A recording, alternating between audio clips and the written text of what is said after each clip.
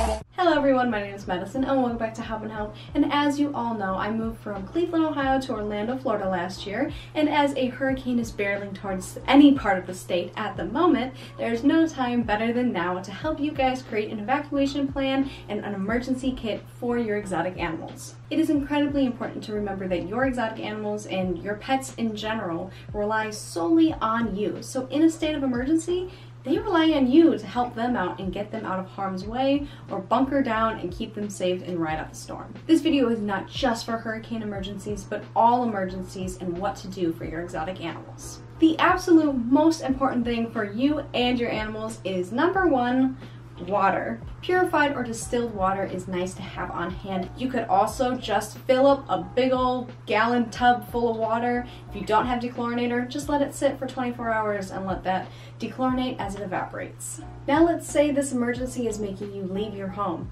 How are you going to get all your animals out?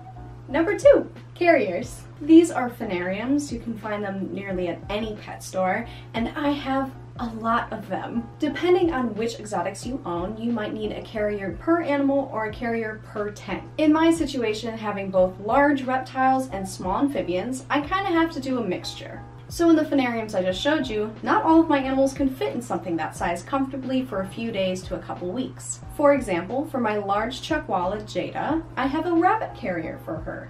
It's much more spacious, allows her to lay flat with her tail out, and I like the clear top because she likes to know what's going on, but I can also put a towel over this and she can go to sleep. It's also nice because it has a handle and I can take the top off. One of my white street frogs just yelled at me. So depending on what animals you own, depends on what kind of containers you need. It's important to keep in mind, if you have something like a chameleon, they can't lay flat with their hands, so you're gonna need to give them a branch. I use a ladder typically, like when I'm taking them to the vet. Just one of those bird ladders. It's really nice for them to hold on to. Adding vines, towels, wet paper towels, taking some substrate out of their enclosure so they have something that's just like home. Now where I keep my containers is right next to my enclosures on the outsides. Now since I have a large quantity of animals, getting them out quickly is very difficult. It's obviously ideal to get them all in their own phanariums, all nice and situated, but in the idea of a house fire, you need to just get them and get out. That is why I keep a bag full of bags. Now these are like IKEA bags and stuff like that. So in an emergency where I can pack them nicely in phanariums, I still have a way to easily take them out to the car and get them out.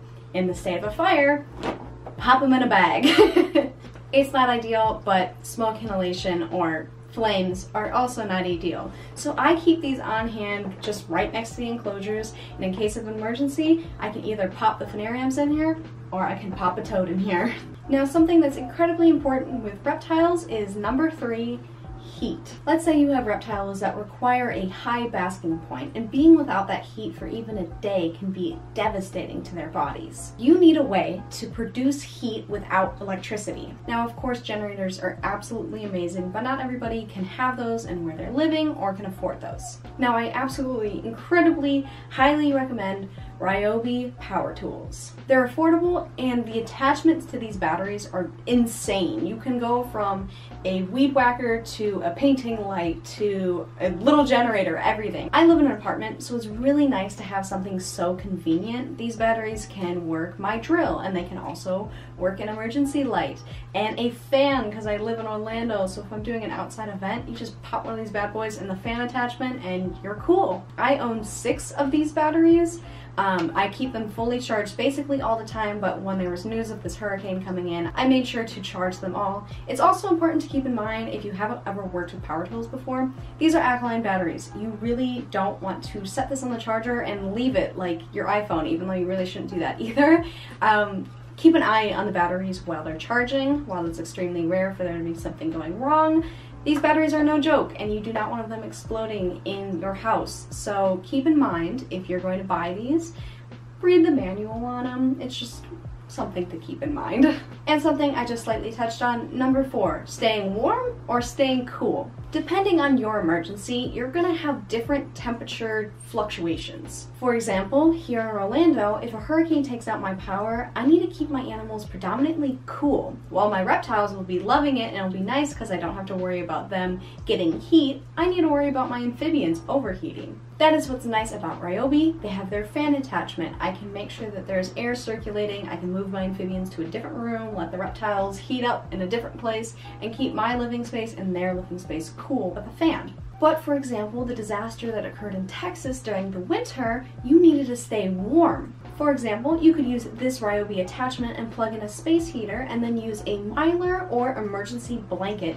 to keep all of you warm. Keep in mind, space heaters get really hot, so you shouldn't have them directly going onto a reptile, especially if they're in a plastic container. What you should do is dedicate a room in your house to be your emergency safe room. This is typically a room that doesn't have many windows, is in a central spot, but especially if you're trying to keep heat in, somewhere without windows with the least amount of windows is best. Put towels, blankets, whatever, cover any draft you can possibly have, duct tape over the seams of windows, then you pile up those blankets, place blankets underneath the door frame, and tape up those edges to try and keep as much heat as possible. Start your heater up with that battery pack, and then you can place one of these emergency blankets over the reptiles. And next to having a generator or alkaline batteries, hand warmers work. But hand warmers are pretty straightforward. You can read the back of the package. You just warm them up. However, something very important to keep in mind with reptiles is they can actually burn themselves on these. So it is important to start up that heat in these heat pads and place them underneath the fenariums. This is incredibly good for something like a leopard gecko who needs that bottom heat. You can place it right under their fenarium. This is actually how a lot of people ship these animals. But placing that heat pad under their fenariums is really perfect for giving them some heat. It's not something that will last forever, but if you mix the hand warmers with a Mylar blanket or an emergency blanket, putting that over the enclosure to kind of keep that residual heat in, it's really helpful for them. So hand warmers are a very cheap and easy way to always make sure that you have heat on hand, and I used them when I was traveling down here. So you can use them really for anything. So you have a container, you have a way to temperature regulate them, and you have water. Well, you also need food, and preferably freeze-dried. In case of an emergency where you get a heads up to something happening, for example, a hurricane, I just put in a rush shipment of crickets. Hopefully I'll receive it in time, but if not, I'm just gonna run to the pet store and grab a whole bunch of crickets there. However, more people are probably gonna be doing that than getting rush shipped crickets. So that's why I try to get this order in as soon as possible, but something I always keep on hand is freeze-dried food. Now, is this food good for all the time feeding? No, I know that. Don't attack me in the comments, okay? This is an emergency food, because what's better than starving? Not very nutritional food. You can find this about any pet store, Chewy, etc. It is Zilla Reptile Munchies Omnivore Mix. Obviously, depending on what you have, you can get different foods. They have mealworms, crickets. But this, I kind of got as like a 2-in-1. It has the greens and veggies in there for my omnivores, and it has some bugs in there, so I can pick out some mealworms for my leopard geckos. I also have a pack of crickets. I don't think my animals would honestly touch them, but if we're in an emergency where I can't get them food for a week, I have to give them something. Now, some of you might be wondering, if this is so not nutritional, why don't I just get bugs outside? Captive animals do not have the stomach contents to handle the parasites and icky stuff coming from bugs outside. Now, if it is an absolute emergency, you have been stuck without food, water, etc. for an amount of time that is deadly, yes, of course take bugs from outside. But if you don't have power for 6 hours, please don't go outside and give them moths and worms. I have actually seen a lot of earthworms in my area with parasites, and you really don't want that going to your animals if you don't have to.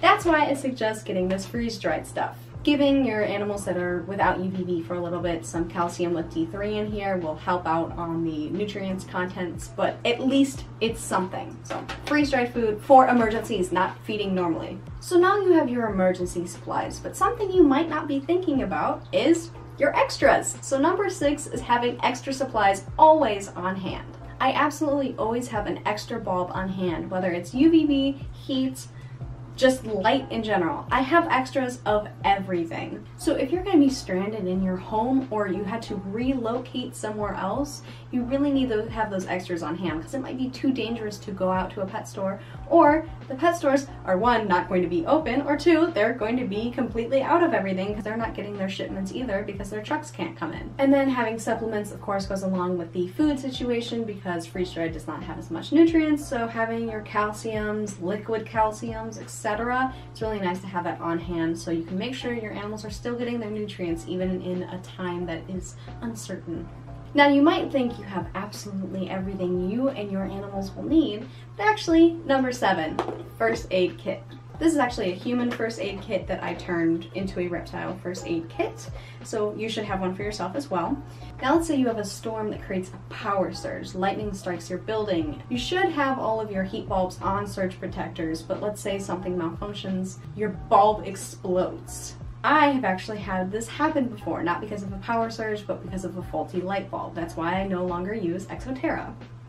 But if all of your reptile bulbs explode, that's absolutely terrifying and you're clearly in a very bad storm, so you can't go out to the vet and get them treated. That's why I suggest before a storm happens, going to your vet and getting a prescription of silver sulfadiazine. I said that wrong.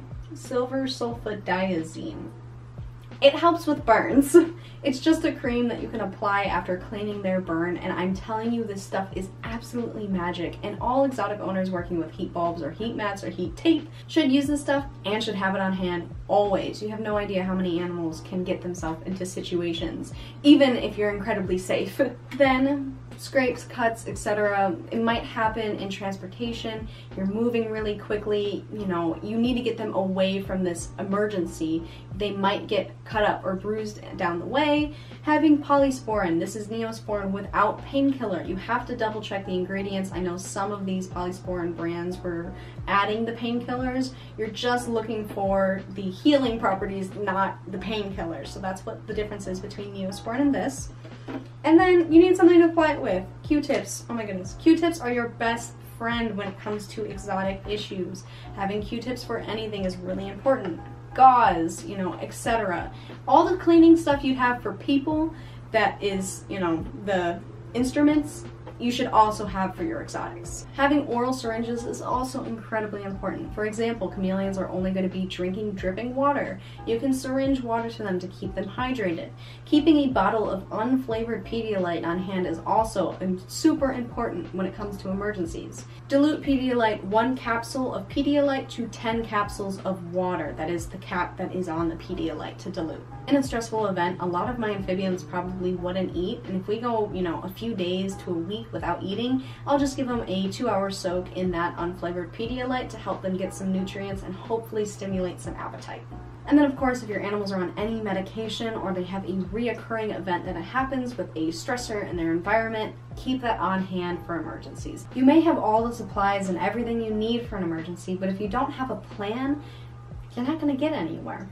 As I mentioned earlier, you have your immediate emergencies. This is a fire, a flood, something that's going to affect your house and your animals immediately. That's where the tote bags come in handy, with phanariums that are easily accessible, or just sticking your animals in the bag and getting outside. Dedicating a person in your household to put the animals in containers and dedicating someone to carry them outside, get them in the car. If you live somewhere with tornadoes, make sure that your safe room or bunker has space for your exotics, that in there you have your first aid kit, you have a way to produce heat or a way to keep it cool, etc. Make sure that room is prepared for the animals to eventually, potentially, get in there. And then in the case of a hurricane, you have a bit more time, but if you live on somewhere like an island where you have to bunker down no matter how bad the storm gets, you really diligently have to plan for where your animals are going to go, if you have enough food, if you have enough water, etc., or if you're going to try and fly or boat out of the area before it gets too intense. If you're in a coastal area, if it floods, will you be able to remove the animals?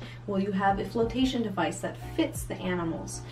Is it in your best interest to drive out beforehand? Give your animals to a friend or family that's inland so that they can take care of them and you can take care of your house, because it's easier to get you out than you and all of the animals out. Altogether, when you're making your family plan, you have to incorporate these animals because they fully rely on you, and the environment actually relies on you too. Florida has this horrible invasive species issue, not only because of, you know, the illegal trades, etc., but in instances where there's these horrible hurricanes, exotic pet stores may flood and all of those invasive animals escape. So not only is it horrible for your pets to be abandoned, it's also horrible for the environment for years to come. So your decisions on what happens with your exotics is really important. But hopefully this video helped you get the right supplies and the right mindset to get your animals where they need to be and help you and them ride out whatever's going on in your situation. And if you, the viewer, experienced any of these emergencies, and if there's anything I didn't say, please leave it in the comments. Having experience is sad. I'm sorry you had to go through something like this, but you can help others with pros and cons of what you did, what didn't work, etc. Anything else you'd add to the list. I'll be updating the description as people comment just to add more things to your supply list. But again, if you're a viewer and you want to figure out something more niche about, you know, a forest fire or a hurricane, please check out the comments. You guys are amazing. You really help out.